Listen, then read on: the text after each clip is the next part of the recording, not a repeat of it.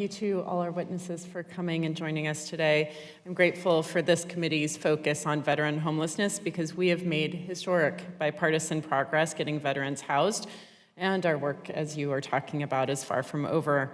I'm committed to ensuring every veteran truly has a place to call home in this country and that they served, and I am hearing the same commitment from you. Our committee staff heard directly from leadership at West Los Angeles last week that they are increasingly relying on the Healthcare for Homeless Veterans program to provide emergency shelter for veterans experiencing homelessness. As a physician who trained in a VA, I know immediate and accessible care during a crisis can and does save lives. However, veterans with other than honorable discharges, some of the veterans with the highest health needs, are not eligible for this program. According to the by name list data, at least 100 veterans experiencing homelessness in LA have other than honorable discharges. Not dishonorable, not court-martialed, other than honorable discharge. And these veterans can't access the care they need.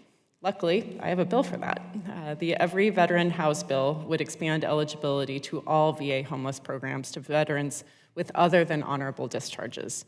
These veterans can already access programs like HUD-VASH, and my legislation would create parity so veterans can access the full continuum of housing and supportive services they need.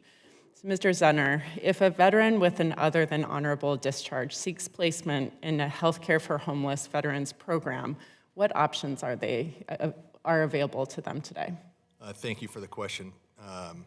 And just to repeat, could you repeat the question? Yeah, it's not court-martialed, it's not a dishonorable discharge. It is other than honorable discharges. If they come to you, they are not, and I'll just say again, they are not eligible for the Healthcare for Homeless Veterans program, but they are eligible for things like HUD-VASH.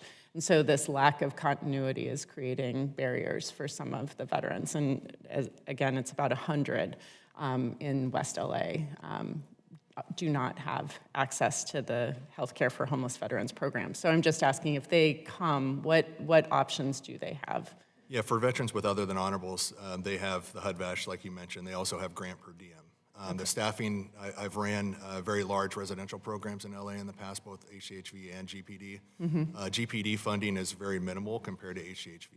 Okay. HCHV allows for a lot of monitor staff that are constantly walking around and monitoring veterans in the program, as well as case managers with higher credentialing. Okay. Great. And so there's some resources, just there's a lack of clarity or continuity, I guess, is the thing that we're trying to address. And I would also want to know, for National Guard reserves, they are also not eligible for some of these programs. Is that an issue that you've encountered in LA?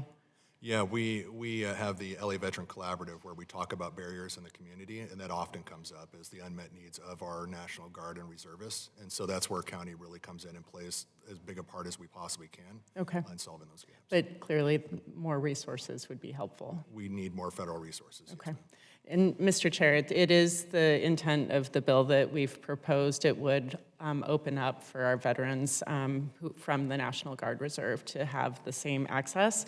So I also want to just pivot in the last minute. A major focus of the Center for Warrior Independence is veteran self-sufficiency. Many veterans have permanent and total disabilities and live on a fixed income from their VA benefits.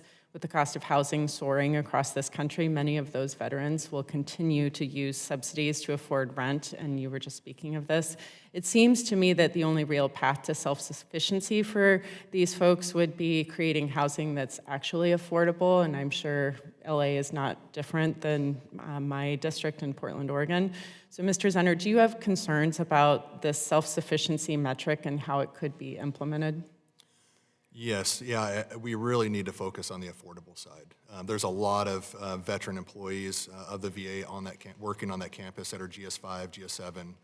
They have to travel over 2 hours to get to work and go back home. And so we need to look at some workforce housing. Also, for our transitioning service members and their families coming to LA, it's a very difficult place to come into, yet we have hundreds coming back to LA. That's another opportunity that we should look at. But yeah, affordability is really a big issue, and EULs is not the complete answer. No, agreed. And Mr. Chair, I know my time is up, but housing is healthcare. We are creating more veterans as we speak, and I think we absolutely need to work together, and I look forward to doing that with you in this committee. Thank you. Thank you. The gentlelady yields back. Ranking Member Tano, you have closing remarks? I do, thank you. Thank